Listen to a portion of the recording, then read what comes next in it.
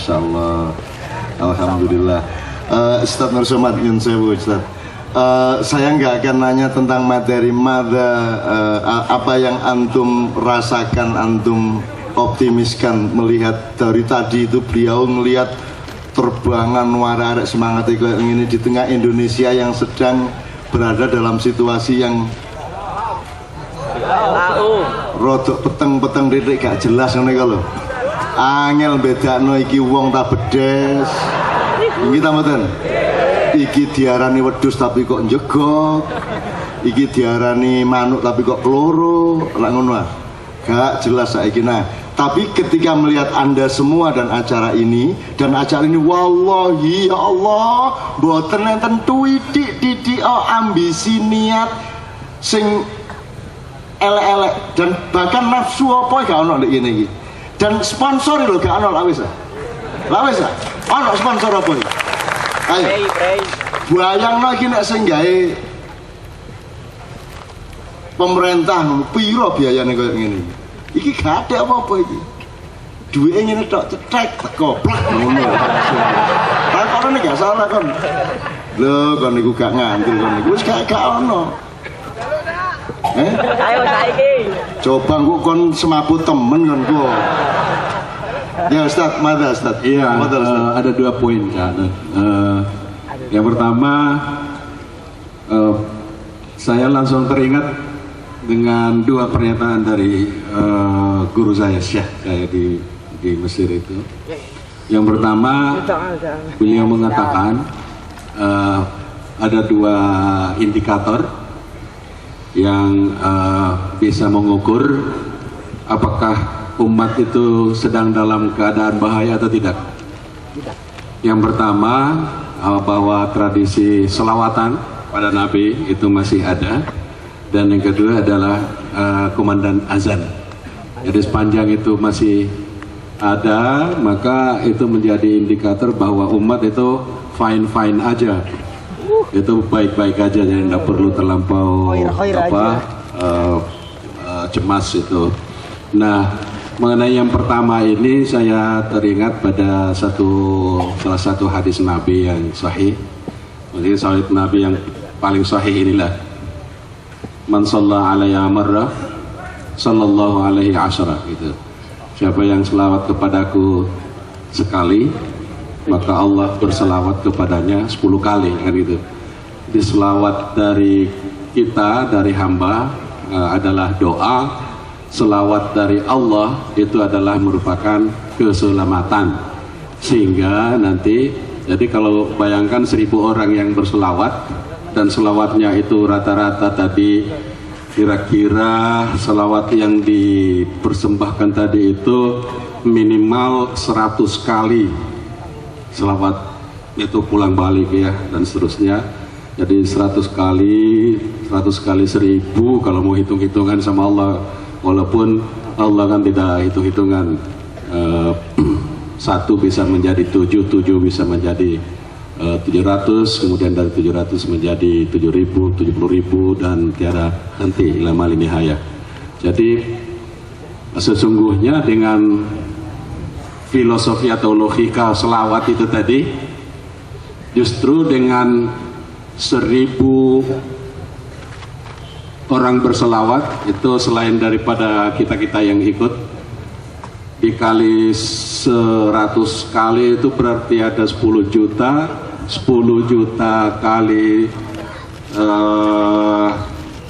10.000 itu kira-kira ada 1 miliar nilai keselamatan gitu. Jadi kalau ada 1 miliar nilai keselamatan yang diturunkan oleh Allah, maka selawatan kita di sini itu telah menyelamatkan Indonesia secara keseluruhan, telah menyelamatkan Nusantara kita secara keseluruhan, gitu ya. Jadi dari fungsi dari salawat ini itu adalah bahwa Allah menyelamatkan orang yang berselawat dan orang yang berada di sekitar dari selawat itu. Mengapa kemudian pertanyaannya gitu? Boleh 1 menit.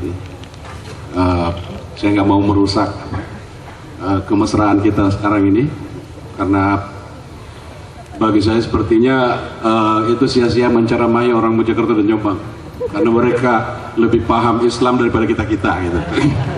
Artinya sudah membudaya, sudah mengalami akulturasi. Saya mengatakan Canun tadi, terbangan ini, tradisi ini, selawatan ini menggambarkan dahsyatnya, betapa hebatnya para pendahulu kita yang mampu melakukan, menggagas, memberikan gagasan untuk membuat satu tradisi, gitu. Ya, jadi sebuah nilai yang bagus itu kan mengalami akulturasi dulu, mengalami internalisasi, ya, eksternalisasi, itu kata-kata orang-orang kampus, ya, orang-orang di akademi itu, artinya itu membutuhkan proses untuk menyatu dengan kultur, dengan budaya, kemudian menjadi suatu tradisi. Itu suatu kedahsyatan, suatu kehebatan yang luar biasa dari para pendahulu kita itu. Nah, di dalam selawat itu tadi irama itu ada irama Arab Yaman, ya, kalau menurut pendengaran saya nggak baca soalnya. Ada irama Turki itu, ada Jawa tentunya, karena itu ada tradisi tasawufnya Rumi gitu, ya kan, ada gerakan, ada dansa, ada penatarian yang mengikuti selawat dan zikir itu. Jadi ini suatu proses internalisasi, eksternalisasi yang luar biasa yang telah dilakukan oleh para pendahulu kita dalam mentradisikan selawat. Setiap orang kita misalnya disuguhi di dunia modern ini ada lagu yang hit, ya, lagu yang hit dari syair, dari apa, itu bertahannya seberapa lama. Tapi selawatan ini sampai ratusan tahun, ribuan tahun loh bertahan. Itu suatu karya, suatu produk manusia yang sangat luar biasa. Seberapa lama bertahan seorang penyanyi atau lagu-lagunya siapa ini, raja pop dunia, si Michael Jackson, ya, itu paling cuma 10 tahun, 30 tahun, ya. Nggak ada lagu yang sampai hit 100 tahun. Tapi yang namanya selawatan itu sampai ribuan tahun masih tetap seperti itu, terjaga secara tradisi. Itu dari segi kebudayaannya, tapi juga dari segi agama memang itu memiliki efek. Jadi yang terakhir nih, jadi walaupun kalau kita di Jakarta itu kan baca koran, kayaknya Indonesia ini gak ada yang bagus gitu ya, ini akan runtuh besok. Jadi PIN itu setuju nggak? Setuju lah. Paten nih saudara. Terus sampai ke petuara iku dan di bendo tuh kamburi kan ya. Dibekuk kan ya. Oke, setuju ya?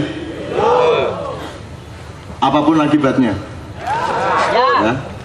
Anda ingin nggak Allah mengizinkan hal itu terjadi dalam sebulan ke depan? Benar ya? Ya. Paling tidak ada 4 yang saya juga ikut memohon kepada Allah. Sese saulan rek aja akeh-akeh kono ngragas niku. Situ gurung karon kelakon soalé rek saiki iku jumlah maling karo jumlah penduduk akeh jumlah maling ngene iki. Kadek sing nangkep iki ya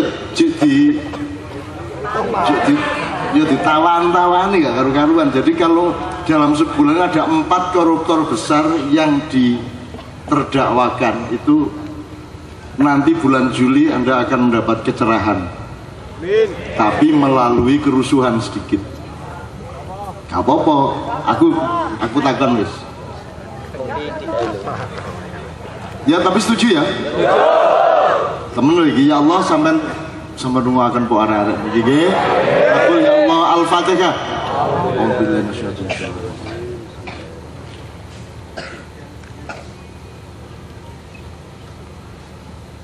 Daripada nanti Anda dipimpin oleh orang-orang yang korupsinya disembunyikan dan dilindungi oleh para oleh para oleh para pelindung-pelindung dan sponsornya gitu ya. Terus pokoknya ngono lah kira-kira rek. Muga-muga nek Gusti Allah ngabulno Jawa Timur sing paling badi iso slamet dalam jangka panjang. Amin ya rabbal alamin. Pak Muzamil, moga Muzamil. Ini sehubungan dengan yang diungkapkan Ustaz Nur Somad ini di Malaysia ini kan tadi sore itu ada diskusi ini rek. Anda kan ngerti bedanya Islam Mekah karo Islam Medina? Gini, ayat Makiyah dan ayat Madaniyah, ngerti ya bedanya ya? Kalau ayat Makiyah itu tentang akidah, tauhid, ya toh pokoknya dasar-dasar keimanan Islam. Kalau Madaniyah itu muamalah, berdagang, bertani, silaturahmi, khilafah, gitu-gitu ya. Itu Madaniyah. Nah, seharusnya Islam itu sudah tahap Madaniyah sekarang di dunia ini. Karena soal akidahnya wis beres kudune ya. Tapi Anda tahu tuh di lingkungan Anda sekarang ini kan banyak urusan-urusan sing sifatnya makiyah. Ya toh?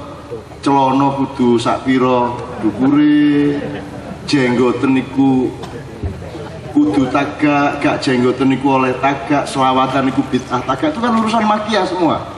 Kan gitu. Jadi kon tak kandhani rek, Anda memang diadu domba untuk soal-soal yang berkaitan dengan urusan Makkah atau Makiyah, karena pasar Madaniyah itu akan Anda tinggal. Kalau Anda sibuk Makkah, pasar Madinah ditinggal, diiseni oleh penjajah-penjajah. Itu loh, wis gampang ngono. Jadi perdagangan yang saya maksud ini bukan hanya soal perdagangan di pasar temenan, capres segala macam itu juga adalah pasar global, gitu ya. Teman-teman sekalian, wes gak usah mikir terlalu ruwet-ruwet, tapi pokoknya ngerti prinsipnya kayak ngono iku. Nah, di Malaysia itu urusan makiyahnya itu sampai gini Pak Yai Muzamil. Pemerintah Malaysia itu melarang orang yang tidak beragama Islam tidak boleh menggunakan kata Allah. Wes modiar gitu ya. Jadi bukune wong Kristen perjanjian baru lah ono Allah toh, beratus-ratus Allah toh. Wah itu gak oleh dinggo. Selain orang Islam gak oleh ngomong Allah. Mbok iku ayate apa, hadise apa, mungkin yo lali nek bapakne Kanjeng Nabi iku biyen jenenge Abdullah, yo nganggo Allah. Jadi jauh sebelum ono Rasulullah sudah kata Allah sudah dipakai. Nah di Malaysia seolah-olah kata Allah itu ada setelah Muhammad SAW. Padahal Kanjeng Nabi itu kan anaknya Pak Abdullah. Pak Abdullah itu wis muslim tajik guru. Nah iya lagi jenan si Nabi Muhammad waktu itu. Kon saiki lak gak oleh bergaul karo wong Kristen nek Kiai Kanjeng di panggung ada pendeta dinesoni itu mencampur adukkan.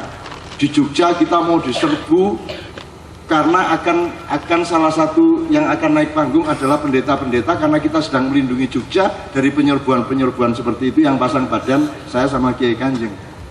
Dan aku sing ngenteni serbun rek wis suwe ya aku poso ya. Nek kate ngejari ayo lah wis nangis lah kesuwen iki masa aku iki sabar doa yang ngono ya.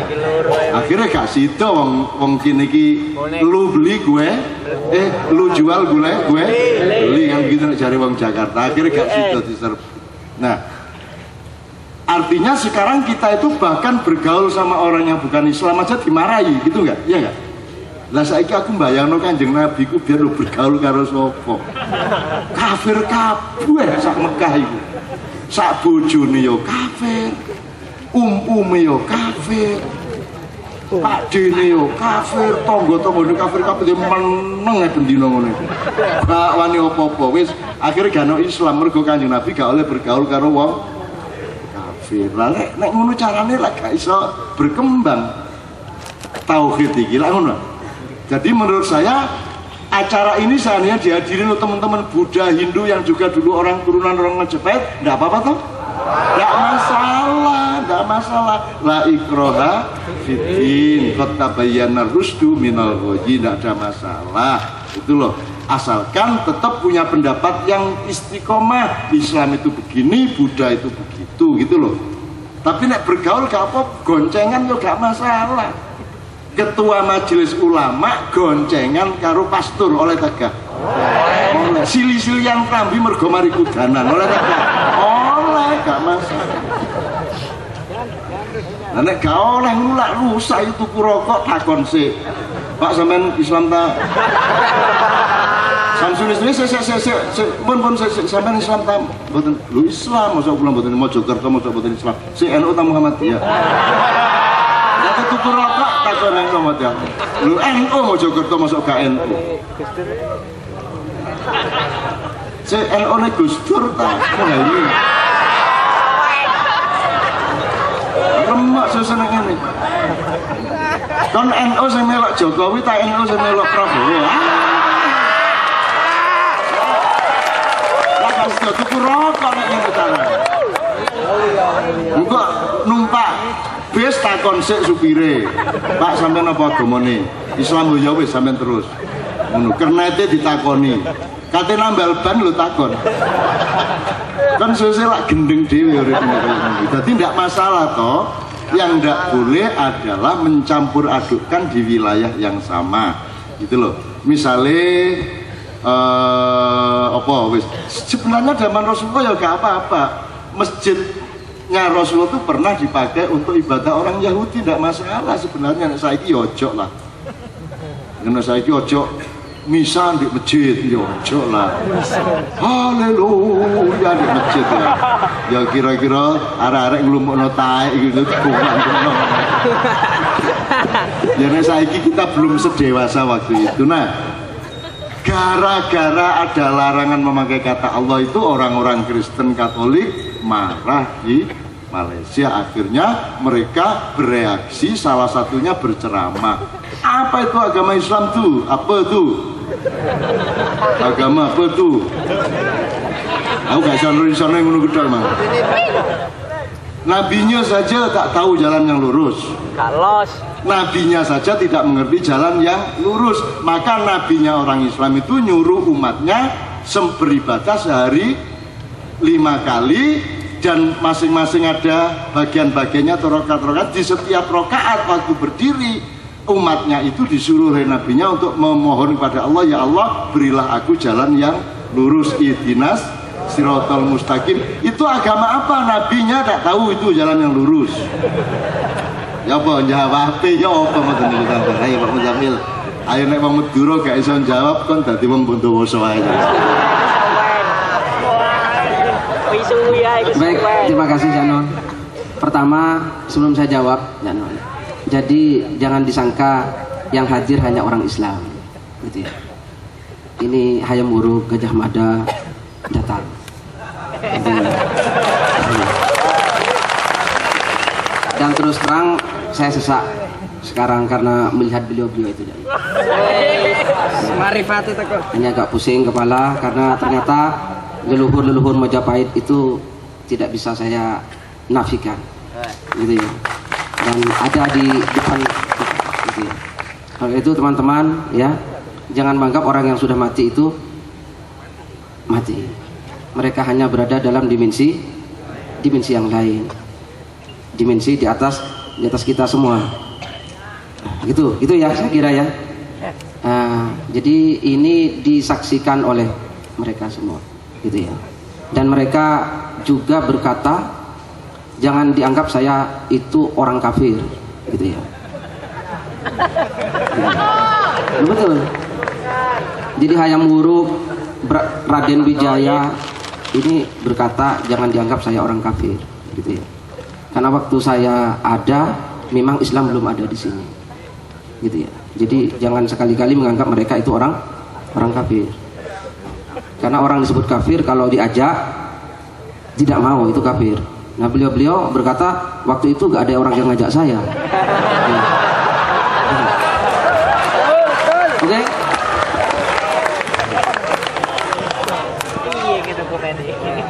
Nah selanjutnya masalah tadi Allah, gitu ya.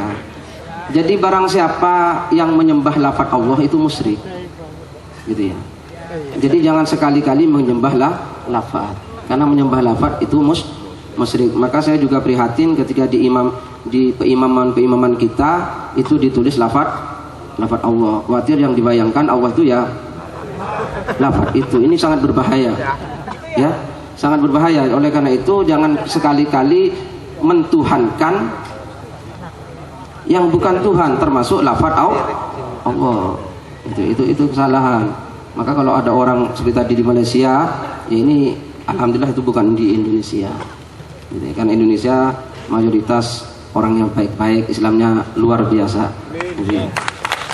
Nah selanjutnya, kalau tadi pastor protes, nabimu itu belum tahu jalan yang benar, kok masih berdoa ihdinas siratal mustaqim. Itu minimal jawabannya ada dua, minimal.